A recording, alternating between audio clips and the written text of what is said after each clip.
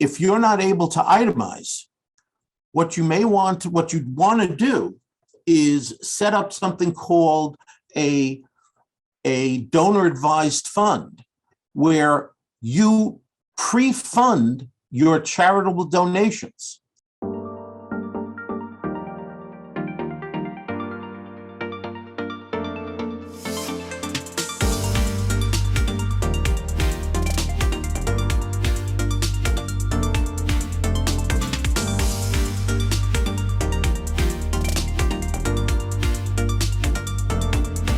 Hi, welcome back to the Mortgages Made Easy podcast. We're talking to my buddy, Al Mahler. Al is a principal at Magone Company. He's an old-time accountant. He really is in touch with his clients' lives, and he knows his clients intimately. And he's also an expert on taxation, and he's just somebody who I trust tremendously. We've worked together with some shared clients, and it's a pleasure to have you on the program, Al. Thank you very much. Appreciate it. For starters, what do people need to know as they enter the 2022 tax planning for this year? Well, a lot of the planning for 2022 now is behind us. Unfortunately, planning needs to be done prior to the end of the year. But one of the important factors people have to start looking at is the use of their itemized deductions to be able to get the most bang for their buck on them. You know, with the changes that took place a number of years ago, where taxes were limited to $10,000 and the standard deduction was increased to close to $28,000, you're getting fewer and fewer people are itemizing their deductions.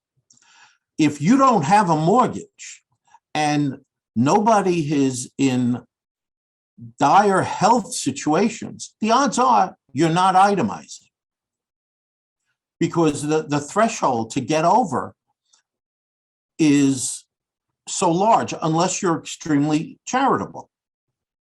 Now, the charitable donations are one of the best planning aspects that to really get some bang for one's buck. If you are less than 73 years old and you give a lot to charity, if you're not able to itemize, what you'd want to do is set up something called a donor advised fund, where you pre-fund your charitable donations. Now, your charities are not interested in, giving them 3 years of money up front, because the following year they're going to go, oh, where's our money? And you're going to go, I gave it to you last year. Oh, well, that's last year. We need this year. So if you were to say, okay, let's say I give $5,000 a year to AJC. And if I were, instead of doing that, I put $20,000 into a donor advised fund today, I'm now in a position where I can get a tax benefit for a good portion of those charities. And then for the next 3 or 4 years, I'll pay my AJC contribution from the donor advised fund. Now, you don't get a contribution in those years, but you already got the contribution. So you're ending up, for the next couple of years, you go standard deduction. And the end result is you will save thousands of dollars in tax by bunching up those charities using a vehicle like a donor advised fund. Cool. That's a great I idea.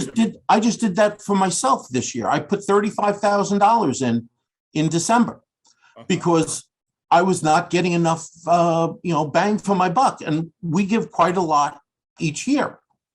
And I'm running up to, against getting almost no benefit. Now suddenly I'm getting benefit. And for the next 3 years or 2 years, my charities are already funded. So I'm not using my current cash, and I go standard deduction. And the big items, AJC, the shul, things like that are all going to be paid out of that fund. Great. That's a great And idea. it's a huge benefit. Now, I indicated that if you're under 73, once you get above that, you have another thing that you can do, which is even better, which is you make your charitable donations out of your RMD from your retirement plans. Because what that will do is it will reduce your AGI, your adjusted gross income. So you're getting the full deduction for those charities. You're not losing any of it because it reduces the income before even getting to page 2 of the tax return. But you have to be in the situation where you're required to take your RMDs. Got it. So what else? Like, what are people going to see on their 2022 tax return that they're going to file, obviously, in 2023? Are there any surprises, or are there any major changes? The biggest, there's not a lot of, there haven't been a lot of changes on the return per se. The changes, they just recently passed the Secure 2 Act, which is now changing the structure of the minimum distribution situation. It used to be 70 and a half, you have to start taking it out. Under the Secure Act, they raised it to 72. Now it's raised to, if you're born after 51, it's now 73, and it's going to keep creeping up so that you're not having to pull money out sooner. So Now, until you're 72 now, you don't have to do an RMD, or required minimum distribution. correct. Right. I have a client who just called me up. He goes, "Oh, here's my year-end balances for my retirement plan. How much do I have to take out?" And it just happened. He's turning 72 this year. He just hit within 2 months that changeover. I go, "Your minimum distribution this year is 0. You can wait till next year." Okay. And it was a very pleasant surprise, I mean, the benefit obviously is the money will last longer. If you don't need it, then, it'll hopefully grow further and take you, beyond where we are now. What other changes are there? Secure 2, just to be clear, that's the provision in the related to retirement accounts, and it changes in a number of ways the way that people save for retirement. So, what are some of the other major provisions other than putting off the minimum? One of the provisions, which I'm not all that keen on, is the taking your catch-up contribution and having it have to go to a Roth as opposed to a regular a 401k as such. Frankly, I'd rather take the deduction as opposed to, at this point, this late in the game, start a Roth. I mean, yes, if you were in Roths all along, that's fine. But once you're already, beyond 50, and you can start to put in more. Now, yes, they've increased the amount you can put in, but it is, for a 401k, they're requiring that to go into a Roth type where you're not getting a deduction for it. Mhm. And, that depending on how people look at it, it's either good or bad. I'm not a big fan that late in the game. Yeah. Now, we were talking as we were preparing for this about electric vehicles, and you were telling me something very interesting because I guess the new legislation will give people a one-time credit if they buy the right kind of electrical vehicle. Right. So- And the code section lists the different cars, what qualifies and what doesn't. And one of the big changes are the batteries in these electric cars have to be made in America, which cuts out a lot of cars that used to qualify. So Tesla's good, but Hyundai's Right. not. And what's interesting about the Tesla is under the old provision, the Tesla wasn't good because there was a cap on how many vehicles you can sell before you're no longer allowed it. And Tesla had already hit the top of that. So their vehicles didn't qualify under the old scheme. Now suddenly they do because the batteries are made here. But the interesting thing is there is an income threshold. I don't have the numbers right in front of me, but for a married couple, the income threshold is 300,000. And unlike the way most thresholds there have been in the past, like deductible IRAs and whatnot, where once you hit that limit, you start to Paper off. phases out. This is what they call a cliff. At 300,000, nothing. So if you think you're going to be close to that, and you're thinking about going for an electric vehicle in 2023, there's some planning to be done where you might be able to qualify if you do things differently. If you have a 401k at work and you were using a Roth 401k, if you switch it to a traditional 401k, that will lower your AGI, your adjusted gross income, which could make the difference between getting this credit and not. So what you're advising is someone who's in, let's call it a higher income bracket, to scrutinize their income and to come up with a plan before they buy the vehicle, get all the facts and really understand, should they be using a traditional 401k to reduce their income, or what other strategies they can use to make sure they qualify. Right. And it's something you need to do early because you can't undo it. You can't say in December, oh, I want to go buy this. What can I do? And you're at 310,000. It's like, no, it doesn't help, doesn't work.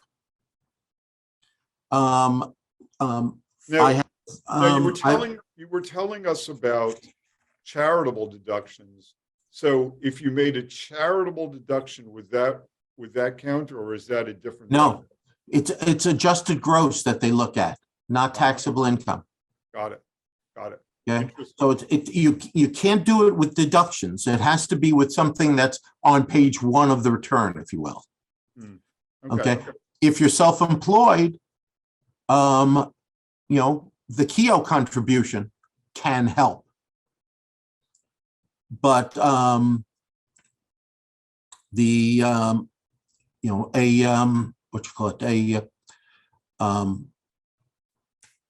medical HSA can also help if you qualify for that, but because that reduces your AGI, and that's the number they're going to look at. Interesting. Now, you and I have spoken about this in the past. You've got a little bit of a specialization in people who are working overseas. Tell us a little bit about that.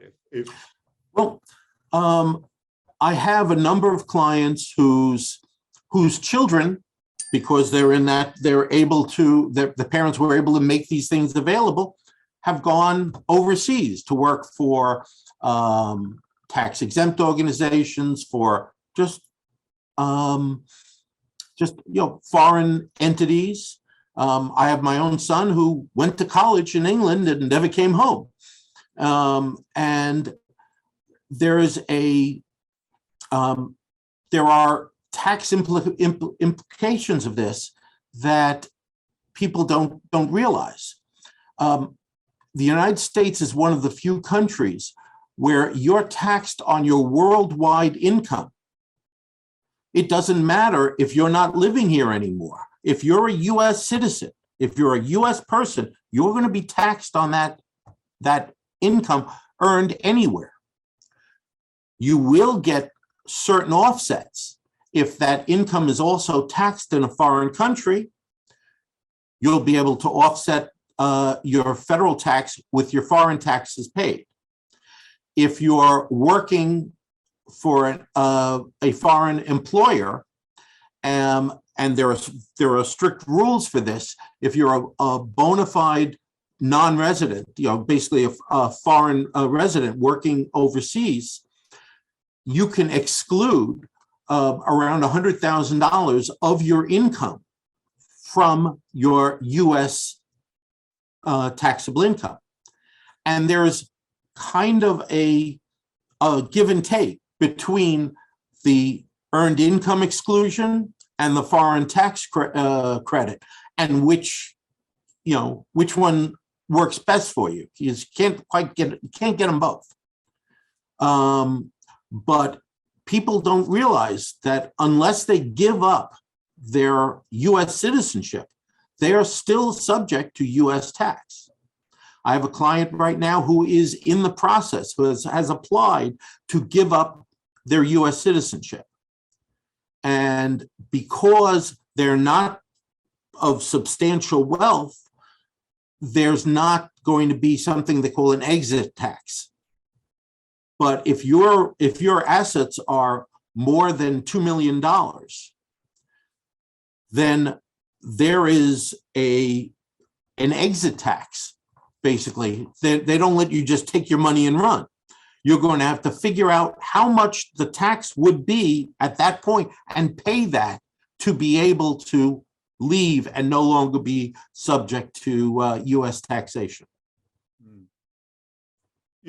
One of the things that I wanted to talk to you about is the intersection of your world and my world. What I mean by that is, for an accountant to do a great job, they minimize someone's income and therefore minimize their taxes. When I see that client, I want their income to be higher because the low income means that they may not qualify for a mortgage. And what's happening now is that lenders are engineering products for different kinds of people. So, for example, let's start with that exact case.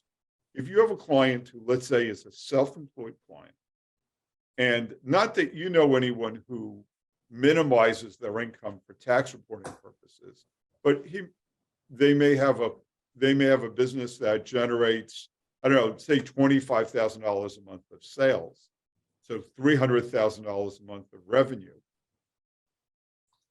They may not be reporting significant income, but we have programs where, let's say, they can use, depending on the nature of their business, 50% or more of their gross revenue would be treated as income, and they would qualify for a mortgage on that basis. So that might be the kind of thing that is applicable for some clients. Is that the kind of thing you ever see?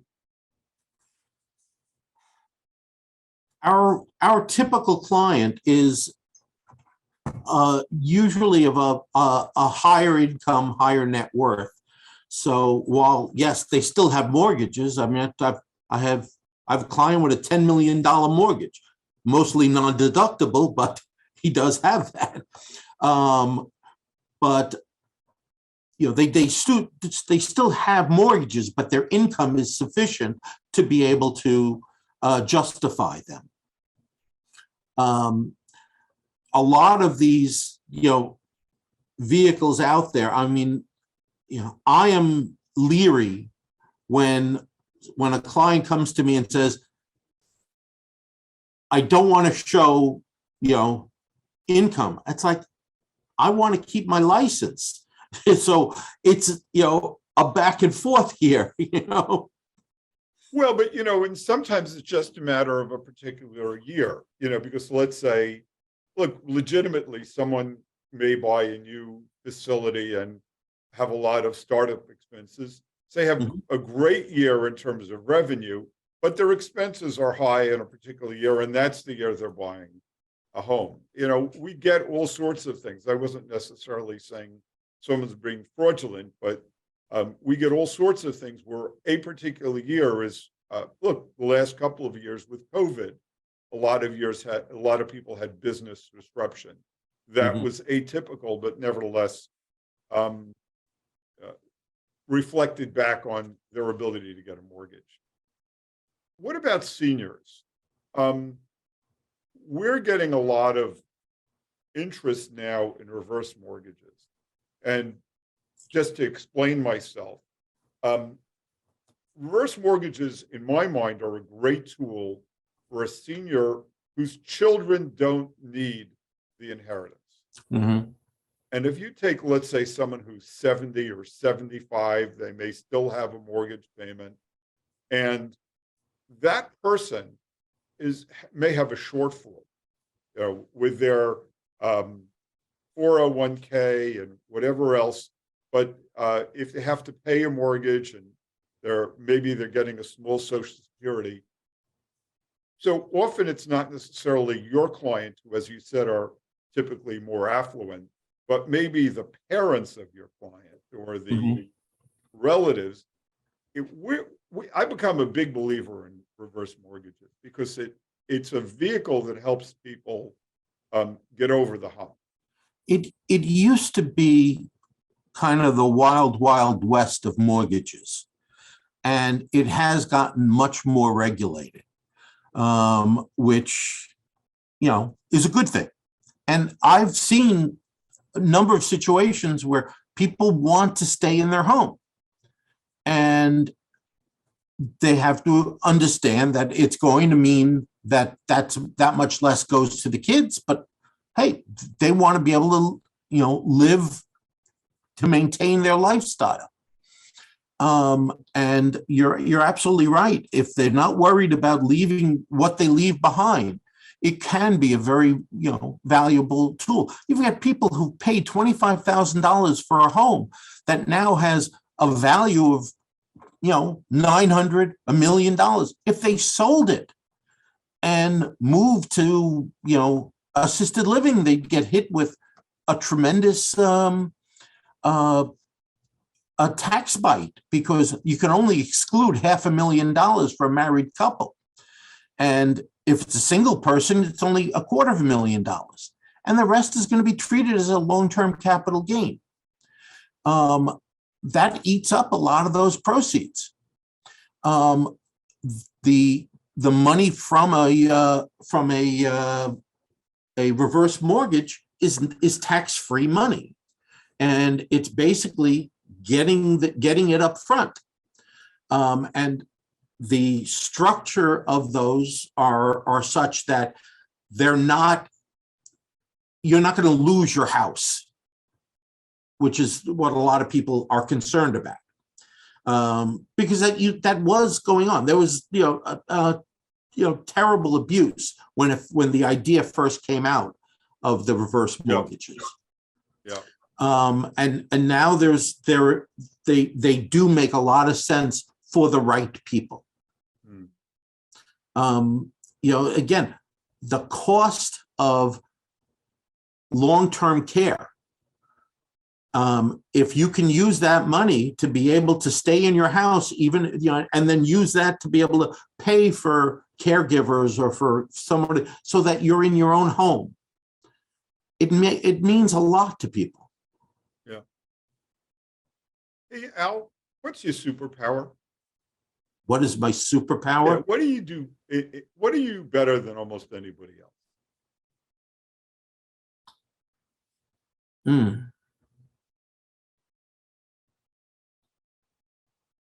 Multitasking. I mean, if you saw my office, I have 4 screens on my desk, okay, 2 of which are widescreen 34-inch curved monitors, okay, working off of 2 separate computers. And I've got stuff going on all of them. And while it sounds insane, you're able to use multiple programs to work more efficiently. And, in our current environment where it's becoming harder and harder to find qualified staff, you have to find ways of being more productive, more efficient.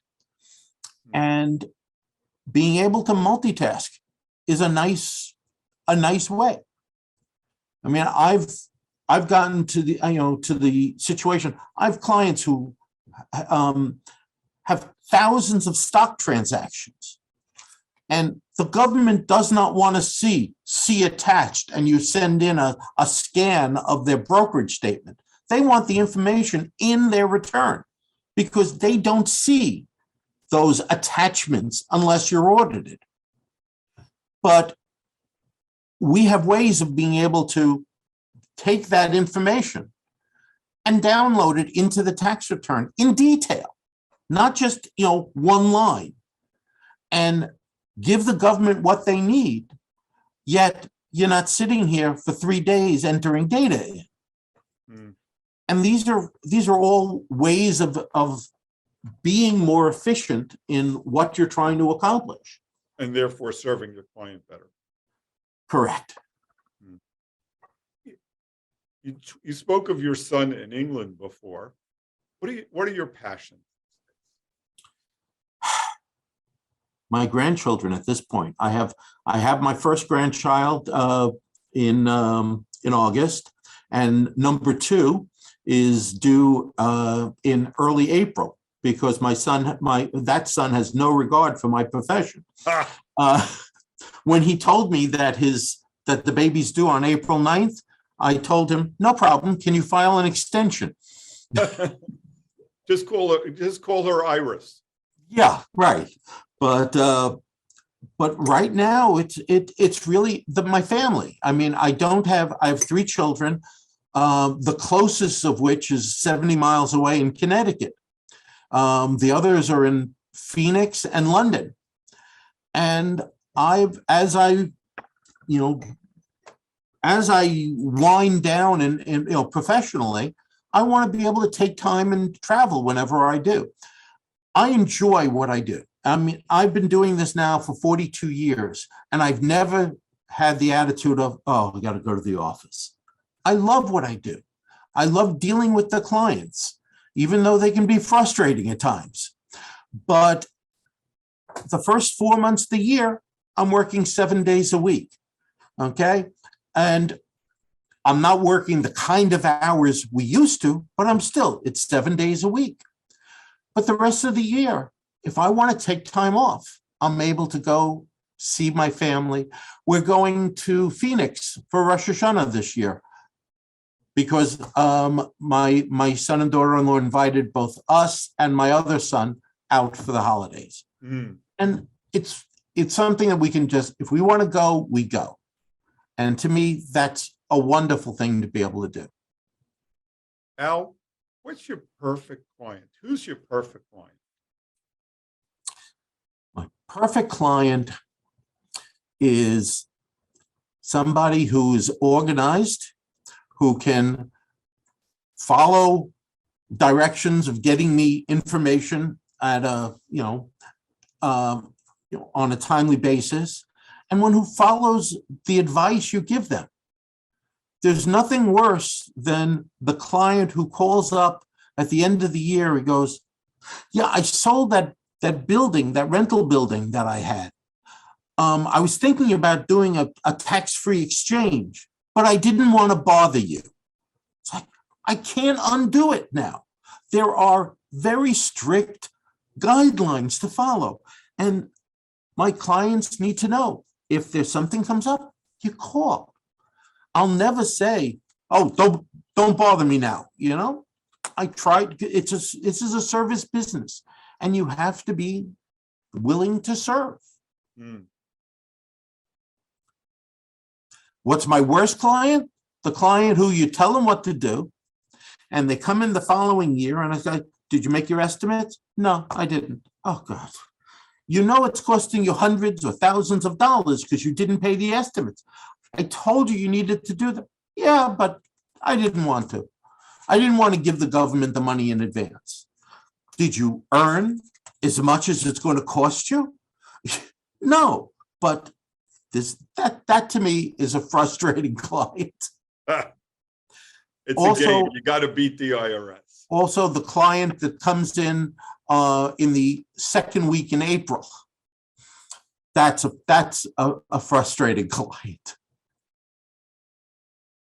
I mean, to me, my best clients will refer me to other good clients because they know what I'm looking to do and how we do things. And they'll say, oh, you need an accountant? This guy is, terrific. That's, to me, the best client. The best way of new business is taking care of your old business. And you do that.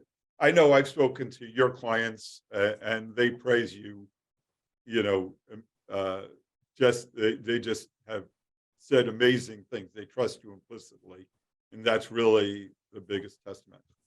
We've had the privilege of sitting here with Al Mahler, who is a principal at Magone Company. He is a brilliant accountant. He's a guy who understands the codes, but he also understands the people. And if you need an accountant and you're in northern New Jersey, I can't think of anyone I'd refer you to more than Al Mahler. Thank you so much. Thank you. I appreciate that.